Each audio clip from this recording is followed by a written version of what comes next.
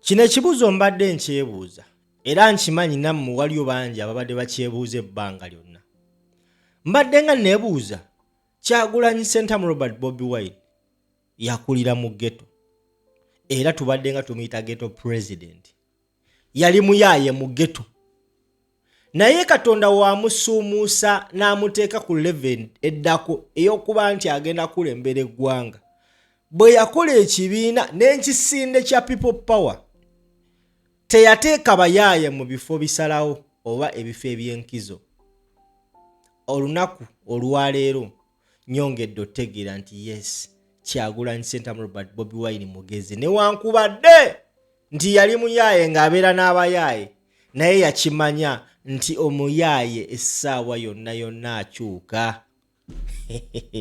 Njagala olabe video eno bampita Kali Lugambo Promax. Tugenda laba kilipu eno mpola mpola ate tugenda gitambula mpola mpola. Wotunaamalira ogenda bba otegedde ekinyusi kya video eno.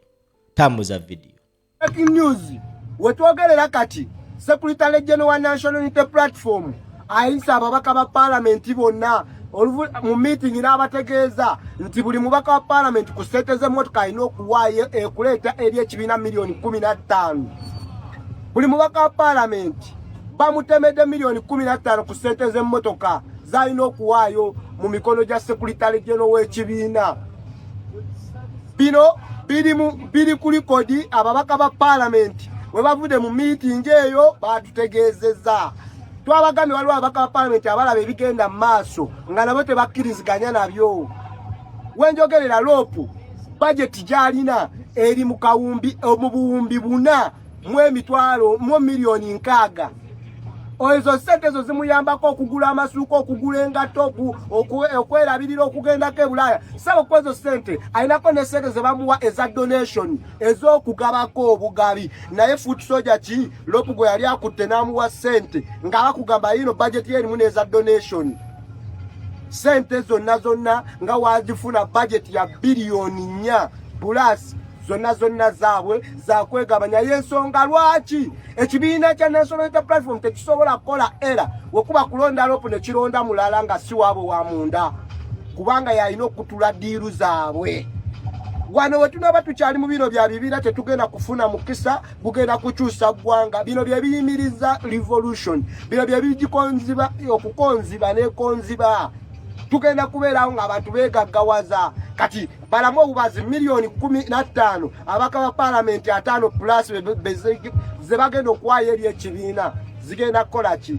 Obale budget ya lopu biliyoni 4, obale sente za iPod babongeza bagenda era kufuna biliyoni 4 plus. Uliya biliyoni 4 za lopu, biliyoni 4 milioni 8 eza iPod. Naye mmwe kuno kwegaggawaza na kuba sente ya wa musolo mugamba mulwanirira kujjawo kulijajamya sente ya wa musolo ng'ate namwe sente ya musolo gye muli mu kwegabanya. Twagala kukyusa ggwanga muve mu kwegabanya sente y'omusolo. Breaking news. Okay, ekisooka kyendayo mweno clip obutamanya bungi nnyo ate eyendwadde esinga ne siriimu. Because woba tomanyi osobola n'okulwala obulwadde bwa siriimu, which means kyekirwadde ekisinga. Ignorance. Now for this point, over for this guy's sake, this is not ignorance. Okuva Museveni lwe yakwata n'akwata budget ya buwumbi na buwumbi n'agiteeka mu kye bayita ghetto structure. Nze nga simple eyakulirako mu ghetto, I knew this would happen.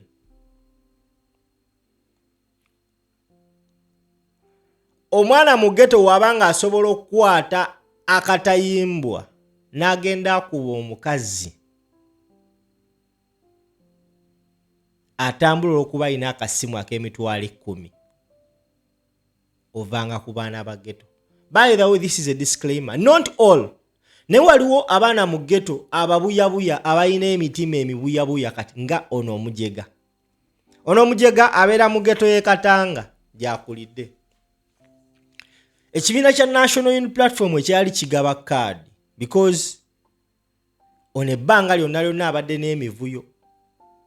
Era mugempulira y'omu ku bavubuka abaali balina emize egigwa egibba obusimu ku kitebe nfuna mafune. Era ono omujega yaweebwako suspe obutaddamu linnya ku kitebe. Suspe yeweggwako oba yeetonda akomawo ku kitebe. Tutuuka akaseera nga abantu bagenda kwewandiisa okufuna kaadi za National Unity Platform. Now this fella y'omu ku baavaayo okufuna kaadi.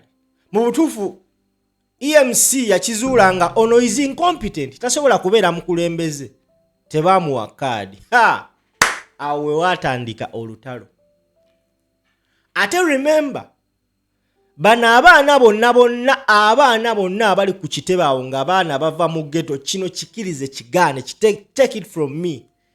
Aba ghetto structure baali babatuukirira dda. Lwakuba nti waliwo abamu abali mu ghetto naye nga balina emizi bo bagamba bafiira ku Kyagulanyi gye bali.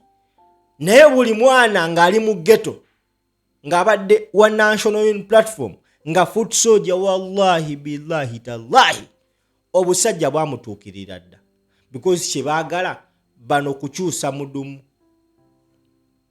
Mujjukira tuwava mu kalulu ka 2021 waliwo gayi gwe bayita oba Demugasta, oyo muganda w'Ofono Opondo.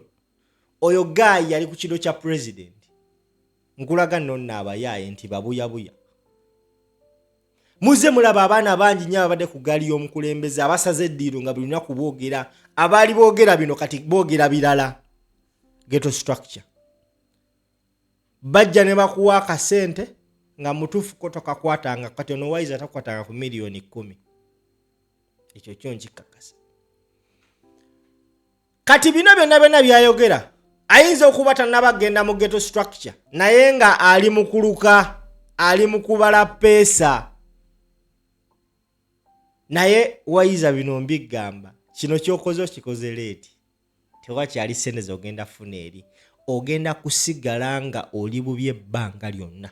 Because right now, Waiza, God forbid, tekikutuukako. Singa okeera ku makya n'ofuna ekizibu. Singa okeera ku makya n'ofuna ekizibu. Gwe just tunula mu commentary section yo. Olabe comments abantu ze bakuwa. Singa bukya ku makya n'ofuna ekizibu. The only people abayinza okukusavinga nga kyetaagisa sente be bannankyukakyuka. Tebakikulimba nti Museveni agenda kuwa sente oba aba ghetto structure, tebakikulimba abakuwaga. Wowuliriza narrative y'ono omujega, njagala tugiddemu tugiyitemu kigambo ku kigambo ffenna. Njagala tugiyitemu kigambo ku kigambo. Yatandise ati wetwogerera kati Secretary General wa National Unity Platform ayisa ababaka ba parliament bonna mu meeting n'abategeeza nti buli mubaka wa parliament ku sente z'emmotoka alina okuwaayo ekuleeta eri ekibiina miliyoni 15. Buli mubaka wa parliament bamutemedde miliyoni 15 ku sente z'emmotoka z'alina okuwaayo mu mikono gya Secretary General w'ekibiina. My question is to this fool. Okiinamu buzibu ki ababaka ba parliament we basabibwa miliyoni 15? Okiinamu buzibu ki ababaka ba parliament we basabibwa miliyoni 15 nga ne NRM erina ababaka abasoba mu bina emaze emyaka 4 mu buyinza esaba ababaka baayo miliyoni 3? Okifunamu buzibu ki? Kinagambye ekyo nti tewali kisinga kuba kibi nnyo mu nsi muno. Tewali bulwadde businga kuba bubi nga ignorance. Because when you ignorant, osobola no ending up ng'ofunye obulwadde obusinga okuba deadly nga sirimu. Because toyina bwongo. Tutambule mpola mpola, tugenda yita mu video ye mpola mpola. Bampita simple. Bino biri kuli kodi ababaka ba parliament we bavude mu meeting eyo batutegeezezza. Twabagambye waliwo ababaka ba parliament abalaba ebigenda mu maaso nga nabo tebakkiriziganya nabyo. Wenjogerera lopu budget gyalina eri mu kawumbi mu buwumbi 4 mu miliyoni 6. ezo ssente ezo zimuyambako okugula amasuuka, okugula engatto, okwerabirira okugendako e Bulaaya. Ssebo ku ezo ssente alinako ne ssente ze bamuwa eza donation ez'okugabako obugabi. Naye Foot Soldier ki Lopu gwe yali akutte n'amuwa ssente nga bakugamba yino budget ye erimu n'eza donation. Awo wenyini first okutereeza gwe mujega Loop budget ye erimu biliyoni 4 mu miliyoni 6 si miliyoni 6. Njagala ako kategere soro kaisaawo. Ekirala abavubuka bangi nnyo tebaagala kukola. Ono omuyaaye njagala mumbuulire tulaba Sadamani ayina waakolera abajja. Twalabanga wano gundi Tower yali mu holding bangi nnyo tubalaba. Njagala gwe andaba nkubuuze ono omuyaaye wali omulabye wa ng'akulaga nti nze nkola waneeno. Because omuntu era akola omulimu ogulire giti nze ndidijje ndi mukubi wa bidongo newankubadde ng'emirimu sikyafuna ennaku zino naye nga gwe nkola. Ne ku social media kuno nfunako akasente sijja kwerimba. Ono omuvubuka mwe mwali mulabye ng'akola mulimu ki? Gwe njagala ombuulire nti namulaba ng'alina waazimba, namulaba ng'alina waabajja. Obuvubuka bungi nnyo obuli ku kitebe awo obweyita bu Foot Soldier tebwagala kukola. Kyebwagala kiri eki kusabiriza bakulembeze. Wamulaba n'amugamba owaaye honorable mpaayo. Kati honorable waba tamuwadde sometimes nga tayina nga bagenda ku mikutu batandika okukonjera. Kati mwe bujega mwe njagala mbabuulire muve ku kitebe mugende mukole. Woba toyina mulimu gwe wali designated ku kitebe tozungirawo, genda onoonye omulimu. N'omuntu agenda okuwa omulimu oguli beta ayagala nnyo okubanga gwagenda okuwa omulimu ayina wabadde akolera.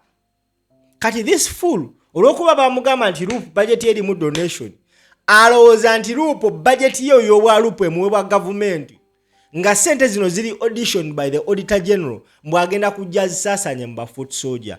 You fool, go and work. Eyo donation budget ya Loop kubanga donatinga mirimu gya Loop. Genda okole, va mu kusabiriza nti balina okuwa. Abantu abasinga Bobi Wine kyovala yabaga bannaaye mwenna mugende ayina omukisa ddayo osome. Bino byonna Bobi Wine we yandibadde right now nga president wallahi billahi tallahi nkulayirira bibadde bigenda tukawo. Fools like this fella babadde bagenda vayo bagambe mbufe twalwana twakuba bankuba mumpe ekimu mumpe omulimu mumpe obwa minister n'abagamba genda osome, go and have credentials. Kati ono yenna ono omujega olutalo lonna luvaawo partly nti ayinza okuba alina gwe yasaba ssente because ono omuyaya agudde olutalo lunene nnyo ku SG okumala ebbanga. Ate nze kati kambanyumizeeko ka story kano waliwo n'omukulu omu ennaku zino yatereera edda nga NUP tenafuuka NUP ng'ekyali mu People Power. Bayina embeera ku Joel Ssenyonyi ne David Lewis Rubongoya because bano bo abavubuka basinga balowooza nti NUP kigenda beera kibiina ky'abayaaye ekintu kyagulanyi kye yazuula n'alwanisa mangu n'agamba okay batuyita bayaaye batuyita banywi banjaga batuyita bahooligans kati kamba kuba ejjooka. Ssaabawandiisi w'ekibiina emirimu gy'ekibiina ko gitambulira n'akikwasa omwana atabeerangako mu ghetto David Lewis Rubongoya a land human. Era kuva mu People Power ng'abayaayawo bamuyinako embeera because ye ebintu byabikwata mu ngeri ya kidiplomatic way. Newankubadde ng'asobola okudda mu ghetto n'asekamu nammwe naye nga is never your size. Kati abantu abasinga balina oba bakita inferiority complex kamanyi bulungi kenjogedde naye kati kagendere waawo. Abamu balo baba balina ekintu ekyo munda nga bagamba nti we are equals. David Lewis Rubongoya will never be an equal to you fella. Never at any point. My brother. If you want to be equal to him, dayo some. kati bana abajeka singa Bobi Wine yafuuka president bandi badi right now bamukonjera ebyowulira abayaya bagamba Museveni ebyasinga okwonona ne government ya Museveni nti yakwata abantu mbwa abasasula okuba nti balwana naye. No, okulwana ne Bobi Wine mu lutalo tolwana kuyambako Bobi Wine. You are fighting because you want to change your life as a country. Ogenda kuzaala abaana bazaale n'abaana ofuna abazzukulu. Bobi Wine yagenda bayamba. Abasinga balowooza nti Bobi Wine ali mu bayamba. Naye ali mu kubanga alwana ayagala eggwanga lye likyuke. Naye mwe mulowooza agenda balwanirira. So, yakizuula because bana abaana babadde bayina embeera gye batadde ku bantu nga bakatana. Lwakuba katana musirise. Abantu nga Basasi Mavini basirise. Abantu nga ba David Lewis Lubongo yabasirise. Abantu nga ba Joel Ssenyonyi. Chovola banti abantu abali close to Bobi Wine ennyo kati nga ba Dan Magic. Ate kokubanga yabagamba togenda yeyo mbyobufuzi. Dan Magic is eligible okuyimirira anywhere. Ate ne bamulonda. Naye yakimanya n'agamba kino ekintu si kyange na bakyali bange. Kati gwe mujega gwe kiki kye wali okoledde president ekiri awo ekyamaanyi okusinga Dan Magic. Aha, Dan Magic abadde ne mu trail. Musajja watu ne bamukuba. Gwe tukunoonyezaako ku trail y'omukulembeze. Tewali we tukulaba. Oli wano oyasama n'ebitali mu magezi.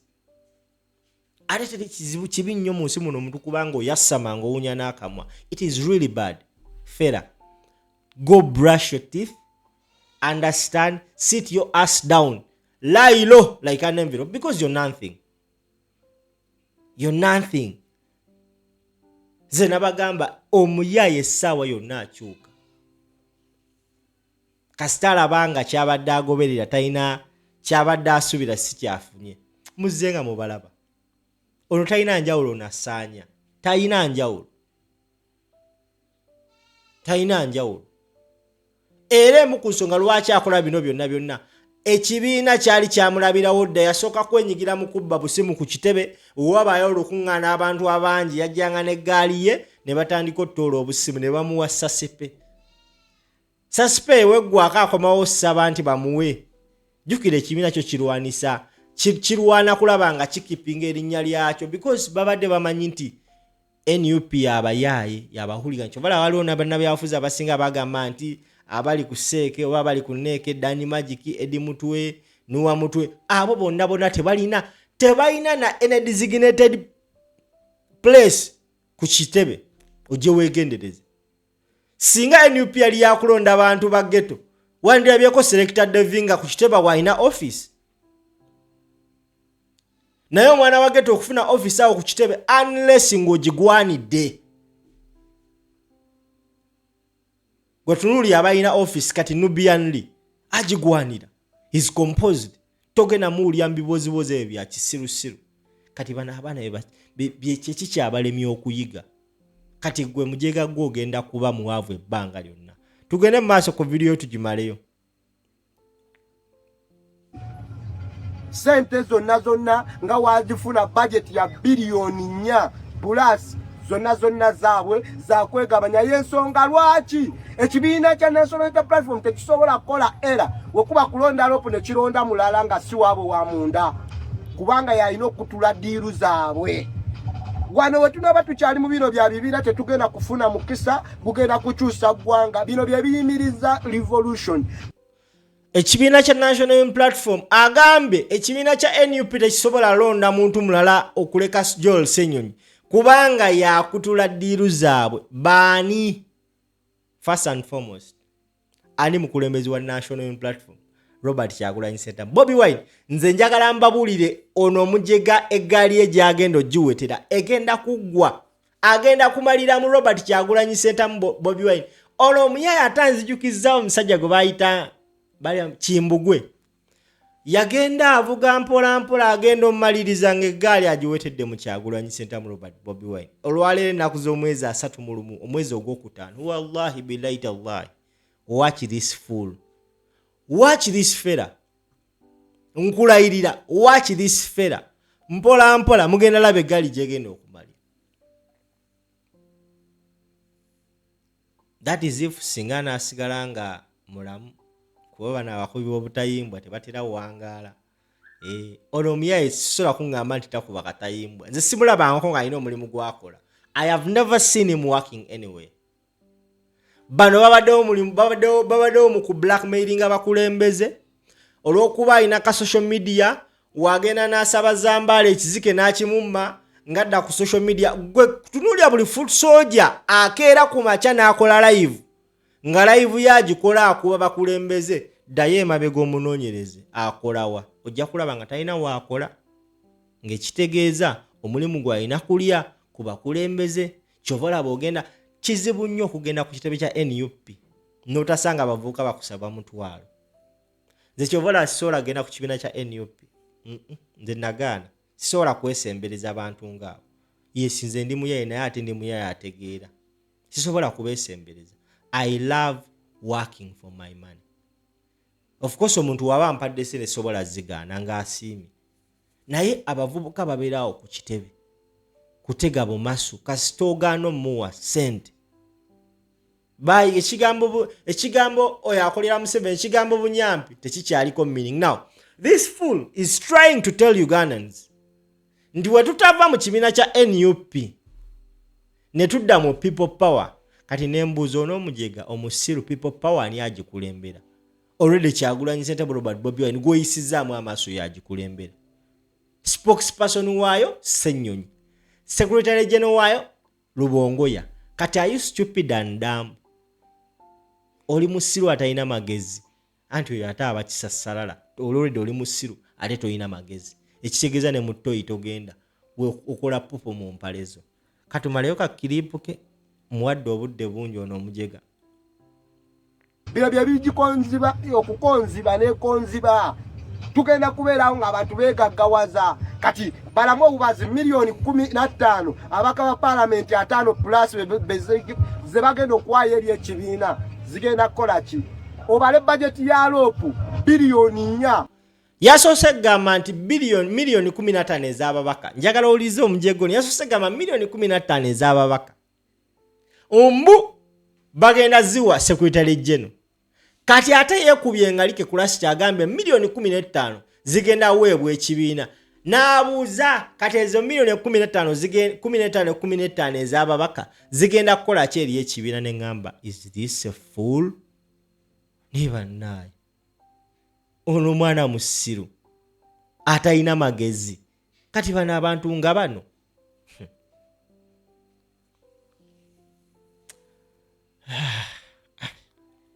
muwadde obudde bungi n'omutwe gutandise okunnuma.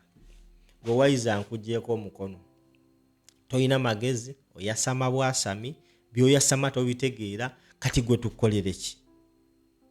Oli ayinza kwebuuza simple, lwaki omaze obudde bw'okuwona omujiga? Yes, mbu mumazeeko oba oli awo okutegeeza abamu ku badde bamugoberera nga balinamu akatoola. Facts ze njogedde mu eno clip oba oli awo osanga zinaabaho gwe zinaayamba otegeera. Sometimes tuyina okuvaayo okweŋŋanga abantu nga bano. Nze nkugambye ono muyaye mulaba avuga akagaali ke mpolampola naye koona gy'agenda oddiwetera. Trust me, ajja ddiwetera mu Kyagulanyi. Because ghetto structure ekola.